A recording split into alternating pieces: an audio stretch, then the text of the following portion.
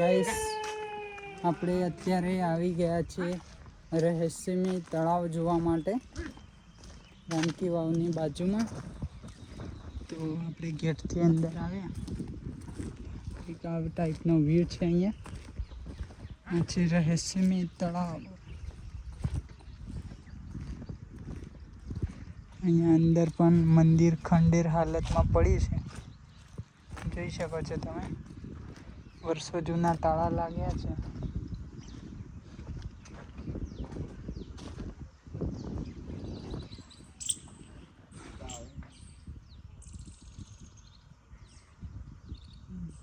કંઈક અંદર જ દટાઈ રહેલું હોય એમ નહીં.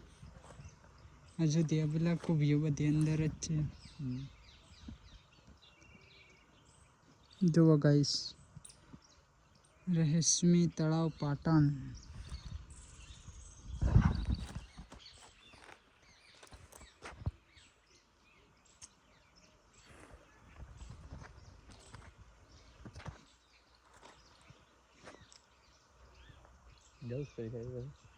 હું આગળ ચાલો કે તો કંઈક ખબર પડે.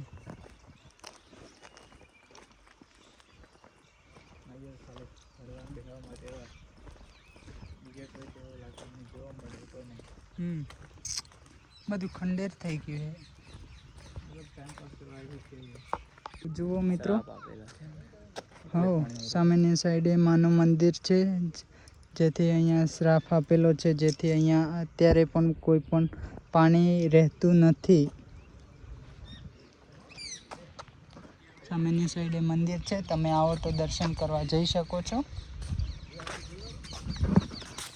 અત્યારે અમારે જોડે ટાઈમ થોડો ઓછો છે, તો ત્યાં જોત તો તમને વિસ્તારથી ઇતિહાસ બતાવત, પણ હજી થોડું કામકાજ છે અને બીજું બધું કવર કરવું છે, એટલે અહીંયા આવ્યા હતા તો તમને જોડે શેર કરી દઈએ ફક્ત.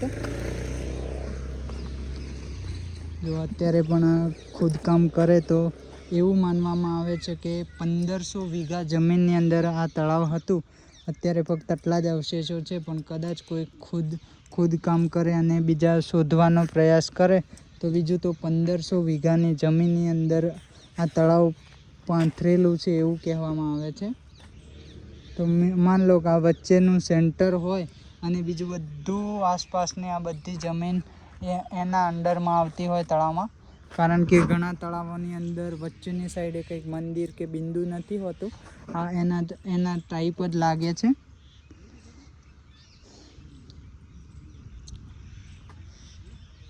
કંઈક આ ટાઈપનું છે.